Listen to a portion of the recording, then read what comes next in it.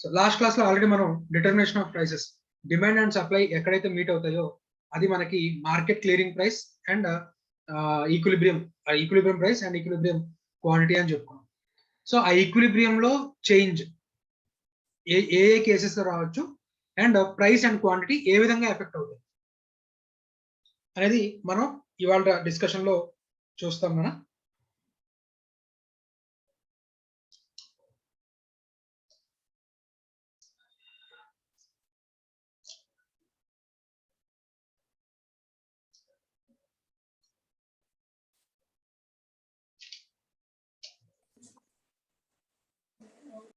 Supply demand ఇక్కడ మనకి different cases నా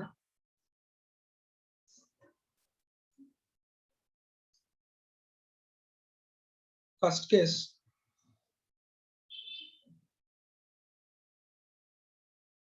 change in either demand or supply. Second case, change in both demand and supply. రెండు major cases. అయితే demand supply మారడం లేదా demand and supply రెండు కూడా మారడం. మళ్ళీ దీంట్లో రెండు సబ్ కేసెస్ నా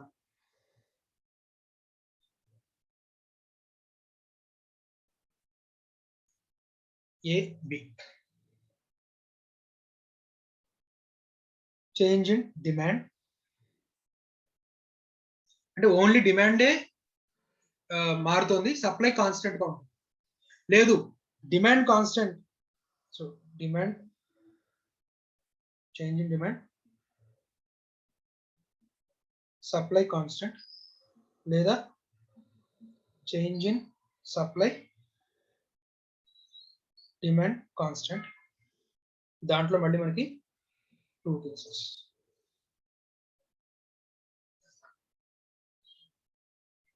రైట్, అంటే ఏలో మళ్ళీ 1 2. అయితే డిమాండ్ ఇంక్రీజ్ అవడం లేదా డిమాండ్ డిక్రీజ్ అవడం అవి మనకి ప్రాబబుల్ కేసెస్. లేదా సప్లై ఇంక్రీజ్ అవడం లేదా సప్లై డిక్రీజ్ అవడం, ఇది ఇందులో మనకి ప్రాబబుల్ కేసెస్. నేను ఒక కేసుకి సంబంధించిన డయాగ్రామ్ వేస్తాను, మీరు మిగిలిన 3 కేసెస్కి సంబంధించిన డయాగ్రామ్ వేయాలి. అండ్ కింద నేను ఒక సమరీ టేబుల్ రాస్తాను, సో దట్ ఆ సమరీ టేబుల్ ని మీరు ఫిల్అప్ చేయాల్సి ఉంటుంది.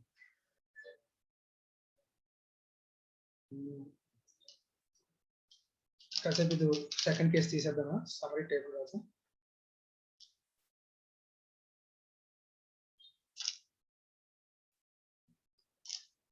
మనది డిస్క్రిప్టివ్ పేపర్ కాదు, డైరెక్ట్ గా మనకి డయాగ్రామ్స్ అడగడు. అయినా సరే నేను మీ చేత డయాగ్రామ్స్ చేయిస్తున్న రీజన్ ఏంటి అంటే దీని బేస్డ్ గా ప్రాబ్లమ్స్ అడుగుతాను. ఆ ప్రాబ్లమ్స్ మనం అస్సలు నిద్ర లేపిన తప్పు చేయమన్నా కూడా తప్పు చేయకూడదు. అంటే ఇప్పుడు మనం ఏదైతే డయాగ్రామ్స్ గీస్తున్నామో దాన్ని అర్థం చేసుకుంటూ డయాగ్రామ్స్ గీయాలి, రైట్. అండ్ ఆ సమరీ మీకు బట్టి పట్టకుండానే ఆటోమేటిక్ గా గుర్తుండిపోతుంది. దానికోసంగా నేను చేయిస్తున్న రైట్ ఒక వర్కౌట్ అనమాట ఇది. రైట్, దీని నుంచి ఖచ్చితంగా ఒకటి లేదా 2 బిట్స్ వస్తాయి.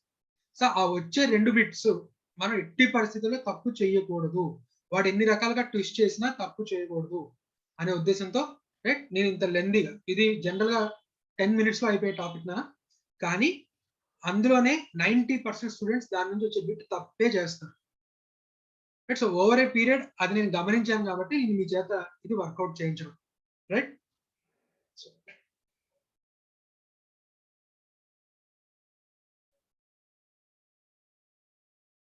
సో 1 లో ఏలో 1 డయాగ్రామ్ అంటే ఏంటంటే ఇక్కడ డిమాండ్ ఇంక్రీజ్ అవుతుంది, సప్లై కాన్స్టెంట్, సప్లై ఏం మారట్లేదు.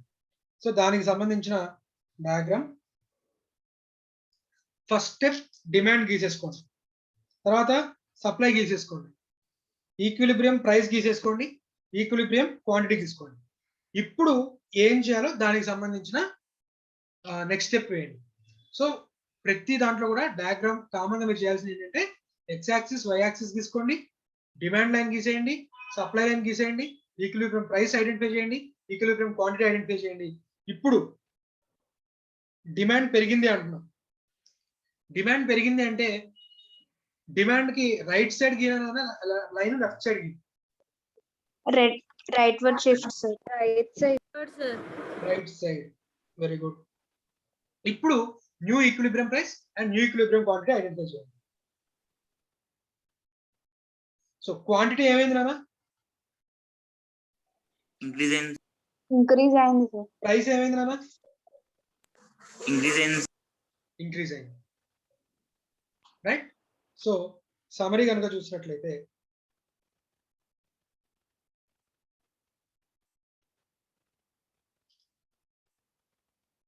So 1A1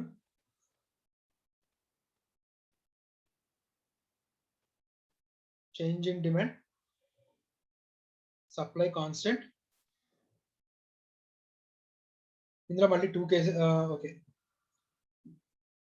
okay, change in demand బదులు డైరెక్ట్ గా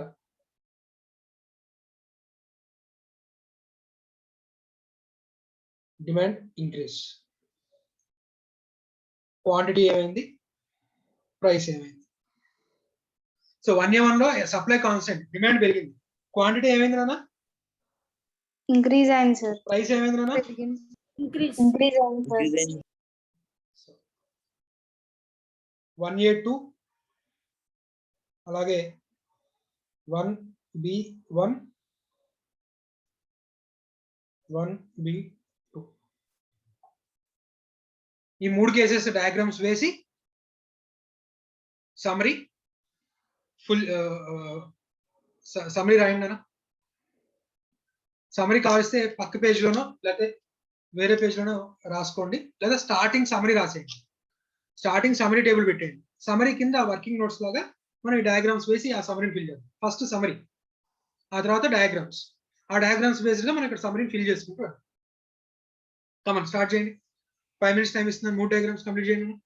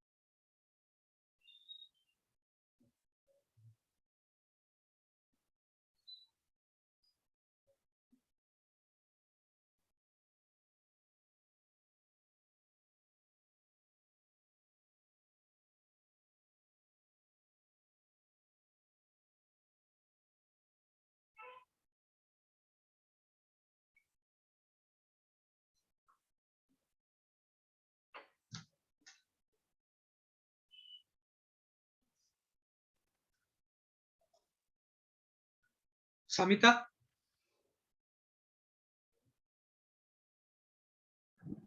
సార్ ఒకసారి వీడియో ఆన్ చేసి నీ నోట్స్ చూపించమ్మా.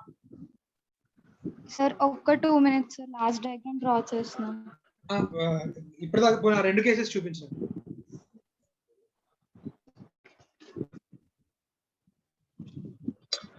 Okay sir.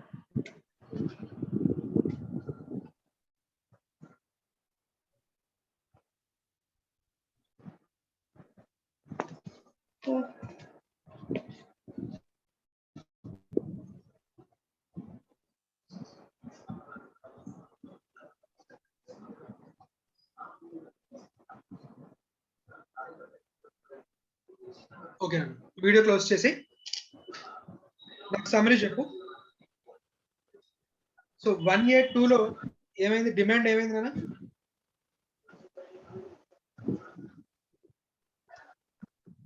కవిత చెప్తున్నాను. డిమాండ్ ఏమైంది? డిక్రీజ్ అయింది సార్. సప్లై డిక్రీజ్ అయింది sir. Supply constant sir. Implication constant sir supply. Okay constant.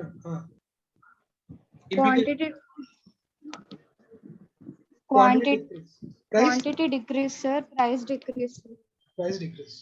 Decrease దీంట్లో మిగతా వాళ్ళకి డౌట్ ఎవరైనా ఉందా? లేకపోతే నేను ఒకసారి డయాగ్రామ్ గీసి చూపించాలి? మొహాటం లేకుండా అడగండి.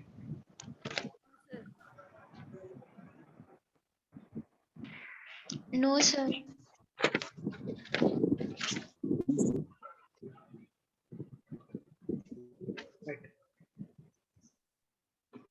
నెక్స్ట్ కేసు ఎవరు చెప్తారంటే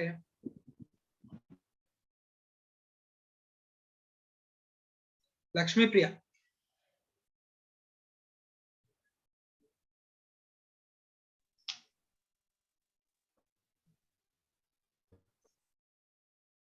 లక్ష్మీప్రియ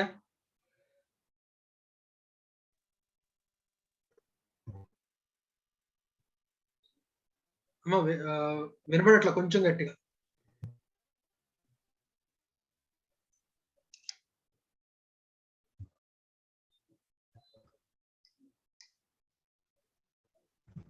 వినపడట్లేదు నాన్న. సరే ఓకే, మ్యూట్ చేసేయి. యశస్విని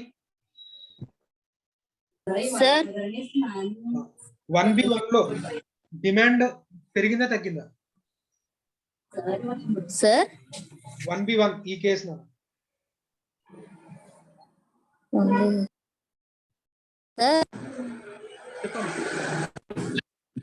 సార్ వినిపించ సార్ చెప్పమ్మా, వినపడుతుందా? Hello sir. ఇక్కడ 1B1 కేసులో డిమాండ్ పెరిగిందా తగ్గిందా? Demand constant sir. Demand constant. Supply పెరుగుతుంది sir. Implication quantity degrees sir. Price increase sir. Right. So ఒక్కసారి నేను డయాగ్రామ్ గీస్తాను, ఇంప్లికేషన్ చూద్దాం కదా. Yes sir. First demand, supply, equilibrium price, equilibrium quantity. Yes sir. So supply పెరిగింది అంటున్నాం. Yes sir.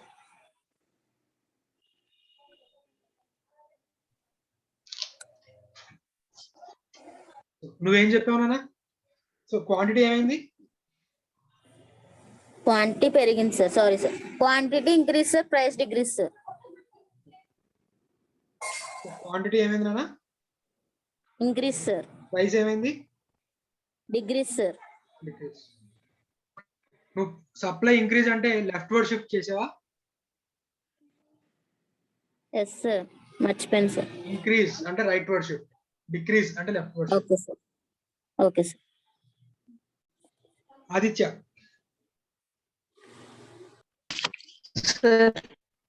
చెప్తున్నా 1B2 లో ఏంటి? సప్లై డిక్రీజ్ అయింది సార్.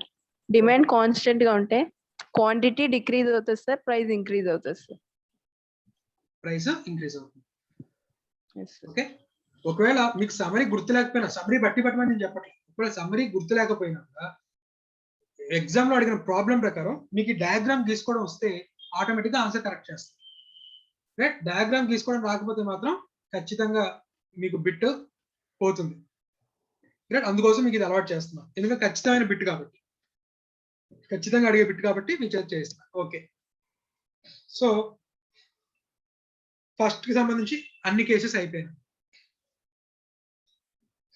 ఇప్పుడు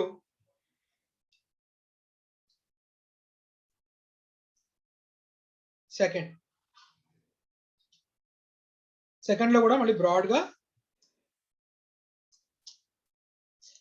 సెకండ్ లో వచ్చేసరికి both demand and supply will change.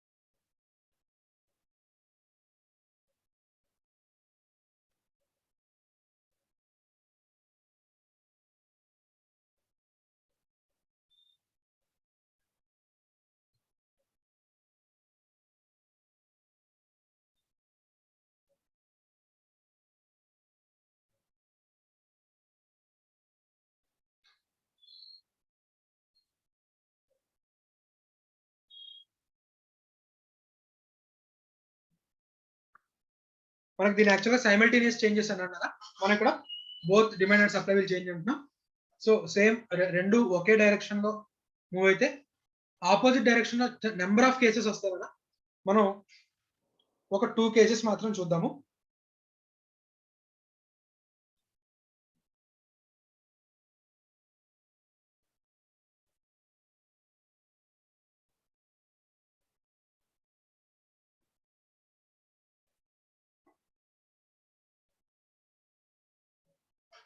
So ఇది నేను దీంట్లో ఒక కేసు డయాగ్రామ్ గీస్తానా, మిగిలిన 2 కేసెస్ మీరు గీయాల్సి ఉంటుంది.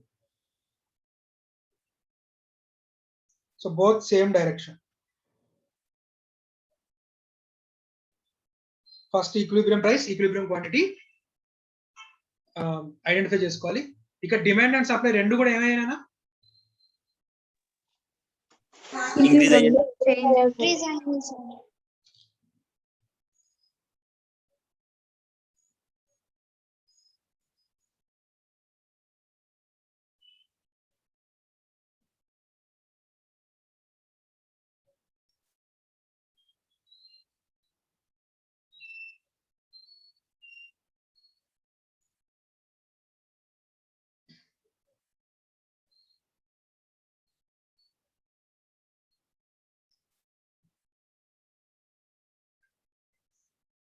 ఇక్కడ చూస్తేనన్నా డిమాండ్ సప్లై రెండు పెరిగాయి. డిమాండ్ సప్లై రెండు పెరిగినప్పుడు ఖచ్చితంగా ఏమైంది, క్వాంటిటీ ఏమైంది, ఇంక్రీజ్ అయింది సార్. ఇంక్రీజ్ అయింది. కానీ ప్రైస్ కాన్స్టెంట్ గా ఉంది. కాన్స్టెంట్ గా ఉంది. కాన్స్టెంట్. ఇక్కడ దీని వెనకాల ఒక చిన్న లాజిక్ ఏంటి అంటే, డిమాండ్ తో సమానంగా సప్లై పెరిగింది అనుకున్నాం, షార్టేజ్ క్రియేట్ అవ్వదు. ఎప్పుడైతే స్కేర్సిటీ క్రియేట్ అవ్వలేదో ప్రైస్ పెరుగుద్దా? పెరగదు సార్. పెరగదు. ఒకవేళ డిమాండ్ కంటే కూడా సప్లై ఎక్కువ పెరిగింది అనుకోండి, ఏమవుతుంది? ప్రైజెస్ తగ్గిపోతాయి. Very good. prices తగ్గిపోతాయి. క్వాంటిటీ ఇంక్రీజ్ అవుతుంది ఇంక్రీజ్ సార్. అవుతుంది. ఇంక్రీజ్ అవుతుంది. Very good. ఒకవేళ డిమాండ్ ఎక్కువ పెరిగింది, సప్లై తక్కువ పెరిగింది, అప్పుడు అప్పుడు ప్రైస్ ఎక్కువ ఉంటుంది సార్. ప్రైస్ పెరుగుతుంది. రైట్. సో ఇక్కడ మనకి ప్రాబ్లం లో డిమాండ్ సప్లై రెండు పెరిగాయని చెప్పాడు, కానీ ఎంత పర్సెంటేజెస్ చెప్పలా. అప్పుడు మనం ఖచ్చితంగా ఏమని చెప్పొచ్చు నాన్న? ప్రైస్ కాన్స్టెంట్ గా ఉండి క్వాంటిటీ పెరిగిందని అనుకోవచ్చు సార్. ప్రైస్ కాన్స్టెంట్ గా, ప్రైస్ గురించి చెప్పలేము. Okay sir. ఖచ్చితంగా ఏం చెప్పొచ్చు? క్వాంటిటీ ఇంక్రీజ్ అయింది అని క్వాంటిటీ చెప్పచ్చు. ఇంక్రీజ్ అయిందని మాత్రం చెప్పొచ్చు. ప్రైస్ గురించి మాత్రం క్వశ్చన్ మార్క్. ఎందుకంటే పర్సెంటేజ్ చేంజ్ ఇవ్వాలి. పర్సెంటేజ్ చేంజ్ ఇస్తే మాత్రమే చెప్పగలం. ఇప్పుడు డయాగ్రామ్ రూపంలో ఒకసారి ఎక్స్ప్లెయిన్ చేస్తాను. ఒకవేళ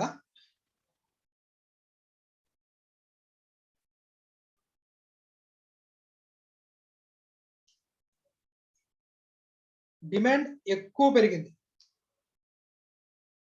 సప్లై తక్కువ పెరిగింది, అప్పుడు చూడండి ప్రైస్ ఏమైంది?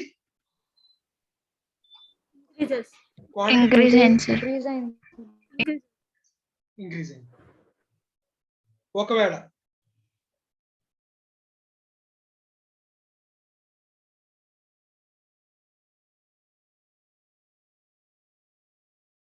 సప్లై ఎక్కువ పెరిగింది, డిమాండ్ కొంచెమే పెరిగింది, ఇప్పుడు ఏమైంది నాన్న? ప్రైస్ క్వాంటిటీ ఇంక్రీజ్ అయింది sir. Price decreases, quantity increases. Quantity increase. Right. So ఇక్కడ నేను సమ్మరీ కనుక చెప్పాల్సి వస్తే,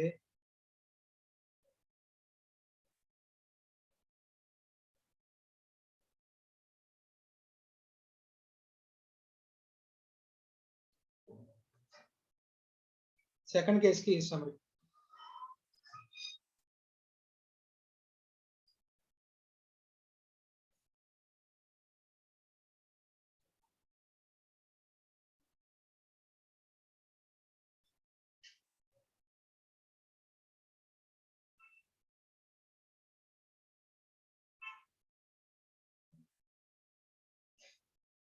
డిమాండ్ పెరిగింది, సప్లై కూడా పెరిగింది. ఇక్కడ మనం ప్రైస్ గురించి ఏమైనా చెప్పగలమా? చెప్పలేం సార్. ప్రైస్ గురించి చెప్పలేం. క్వాంటిటీ డెఫినెట్ గా ఏమవుతుంది? ఇంక్రీజ్ అవుతుంది సార్. ఇంక్రీజ్ అవుతుంది. ఇఫ్ దీంట్లో first case delta demand is greater than delta supply అంటే చేంజ్ ఇన్ సప్లై, అప్పుడు ఏమనుకోవచ్చునా? క్వాంటిటీ ఏమవుతుంది? ఇంక్రీజ్. క్వాంటిటీ ఇంక్రీజ్ అవుతుంది. ప్రైస్ డిమాండ్ ఎక్కువ చేంజ్ అయింది, సప్లై కొంచెమే చేంజ్ అయింది. షార్టేజ్ క్రియేట్ అవుతుందా, ఎక్సెస్ క్రియేట్ అవుతుందా? షార్టేజ్. ప్రైస్ ఏమవుతుంది? ఇంక్రీజ్ ఉంటుంది. ఇంక్రీజ్ అవుతుంది. ఇంక్రీజ్ అవుతుంది. సో డయాగ్రామ్ దీన్ని కూడా సింబల్స్ లోనే రాసుకుందాం, మీకు బాగా అర్థం. డిమాండ్ లో చేంజ్ ఎక్కువ, సప్లై కొంచెమే పెరిగింది. సో ఖచ్చితంగా క్వాంటిటీ పెరుగుతుంది, ప్రైస్ కూడా ఏమవుతుందన్నా? పెరుగుతుంది. ఇంక్రీజ్. అవుతుంది సార్. సెకండ్ కేస్ డిమాండ్ కొంచెమే పెరిగింది, సప్లై బాగా పెరిగింది, అప్పుడు క్వాంటిటీ అయితే ఖచ్చితంగా పెరుగుతుంది, ప్రైస్ తగ్గుతుంది సార్. ప్రైస్ తగ్గుతుంది. ఎందుకంటే ఎప్పుడైతే సప్లై ఎక్కువ పెరిగిందో, డిమాండ్ కొంచెం పెరిగిందో, ఎక్సెస్ క్రియేట్ అవుతుంది, సర్ప్లస్ క్రియేట్ అవుతుంది. సర్ప్లస్ క్రియేట్ అయినప్పుడు ఆటోమేటిక్ గా ప్రైసెస్ పడిపోతాయి. ఓకేనా? Okay sir. అలాగే 2 లో డిమాండ్ తగ్గింది, సప్లై తగ్గింది, క్వాంటిటీ ఏమవుతుంది నాన్న? డిక్రీజ్ అవుతుంది సార్. ప్రైస్ గురించి చెప్పగలమా? చెప్పలేం సార్. No sir. ప్రైస్ గురించి చెప్పాలి అంటే percentage change in quantity, magnitude ఇవ్వాలి. Percentage change in numerical value ఇవ్వాలి, క్వాంటిటీ మ్యాగ్నిట్యూడ్ ఇవ్వాలి, క్వాంటిటీ ఇవ్వాలి. Percentage change in demand, percentage change in supply ఇస్తేనే మనం ప్రైస్ లో చేంజ్ గురించి చెప్పగలం. సో దానికి సంబంధించిన డయాగ్రామ్స్ చూడండి ఒకసారి. ఆ డయాగ్రామ్స్ మీరు వేయండి, సమ్మరీ ఫిల్ చేయండి. నెక్స్ట్ నేను దీనికి సంబంధించి ఒక డయాగ్రామ్ చేస్తాను, దాని సమ్మరీ రాస్తాను. అలాగే దీనికి సంబంధించింది మళ్ళీ మీరు డయాగ్రామ్స్ ని సమ్మరీ చేయాల్సి ఉంటుంది. రేపటి క్లాస్ లో చెక్ చేస్తాను.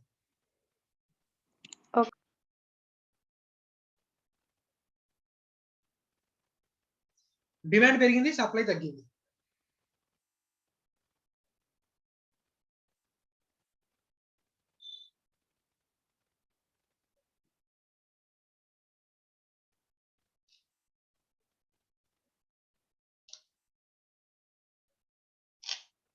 డిమాండ్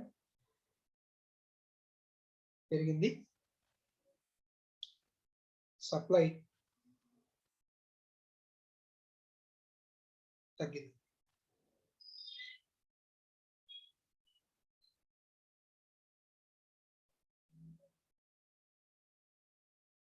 ఇంప్లికేషన్ ఏమైంది? ప్రైస్ ఏమైంది నాన్న? ఇంక్రీజ్ అయింది సార్. ఇంక్రీజ్ అయింది సార్. క్వాంటిటీ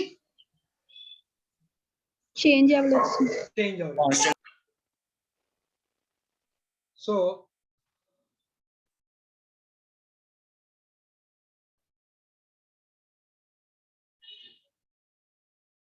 ఇది 1 లో ఏలో 1 2, 1 లో బిలో 1 2 మీరు రాయాలి. ఇది 2 లో ఏలో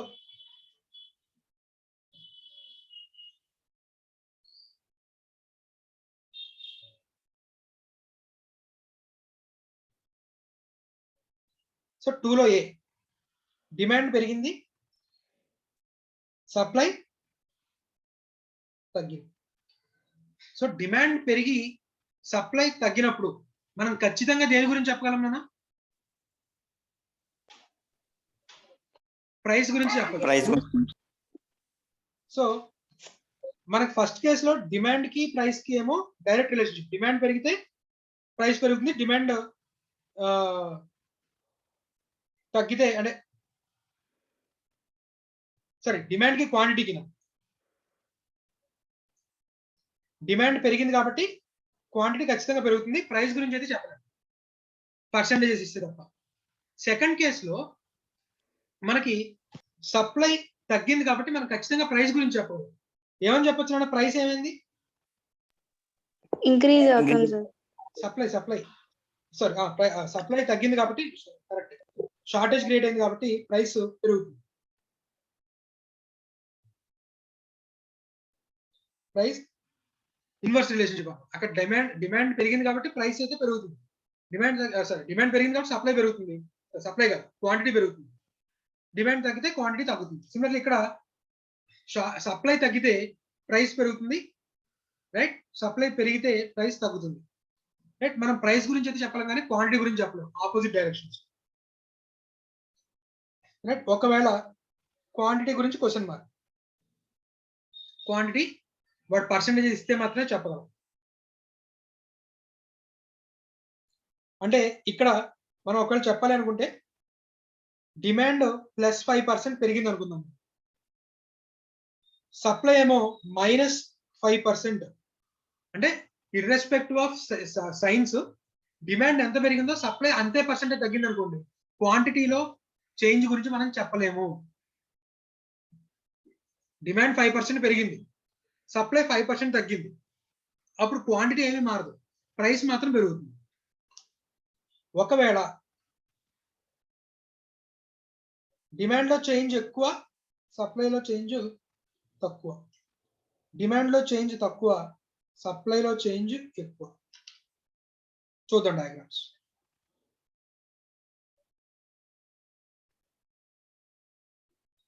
డిమాండ్ ఎక్కువ పెరగాలి, సప్లై తక్కువ తగ్గాలి. ఇప్పుడు ఏమైంది నాన్న? క్వాంటిటీ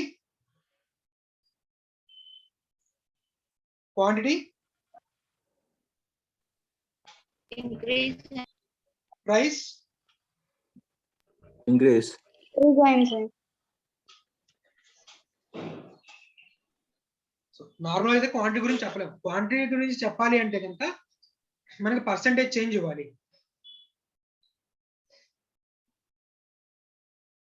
నెక్స్ట్ దీనికి సంబంధించిన డయాగ్రామ్.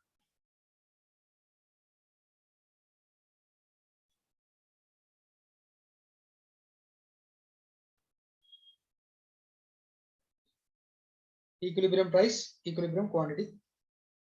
డిమాండ్ తక్కువ పెరగాలి, సప్లై తక్కువ తగ్గాలి.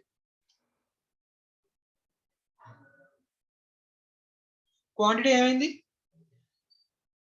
Decrease in decrease Price? అయింది సార్. ఇంక్రీజ్ అయింది సార్. ఇంక్రీజ్ అయింది సార్. సో సప్లై కనుక తగ్గితే డెఫినెట్ గా ప్రైస్ పెరుగుతుంది, దాని గురించి మనం చెప్పగలం. క్వాంటిటీ గురించి మాత్రం పర్సెంటేజెస్ ఇస్తేనే చెప్పగలం కానీ, రైట్? అదర్వైజ్ పర్సెంటేజెస్ ఇవ్వకపోతే కనుక we cannot say about price. Clear నానా? Yes sir. yes. సో మీకు ఇవాళ వర్క్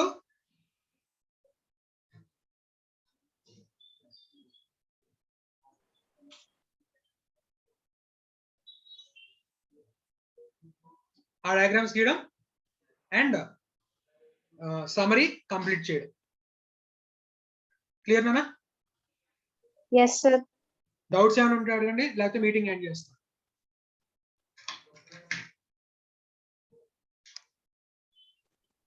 సెకండ్ సమ్మర్ సార్ సరిగ్గా పెట్టరు సార్.